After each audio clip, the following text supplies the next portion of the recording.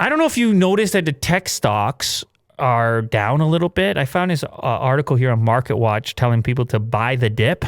Well, they're not. I think it's a quote from an analyst here. But Apple, Microsoft, a lot of struggling tech stocks. Few look to have bounced back since we have the live ticker within the article here. I can see that Microsoft is up a little bit, Facebook and Amazon. However, Apple is still in the red.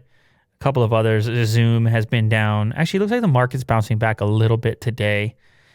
Anyway, some analysts are saying now's the time. It's not going to stay like this. Amazon's down. See, are those figures current?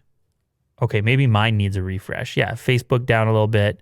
No, you don't. Oh, maybe you need a refresh. Who needs a refresh? That's what I want to know. Oh, you just got kicked off Market Watch with your refresh. Look what you did. Because you hit your article limit. Anyway, no. It's okay. I mean, for the purpose of there's some green going on. For the purpose of the article, the important part is that a lot of the market was down, and any business viewer, stock market viewer here already knows this. And a couple of them have bounced back a little bit, but they were 2 negative days in a row, yesterday and the day before. And so it got people talking about maybe there's a value here. Maybe you should buy this dip. This term got so much hype lately, whether it's Wall Street bets or crypto or even just regular analysts. It's all about buying dips now. Sure. Just dipping away. Yep.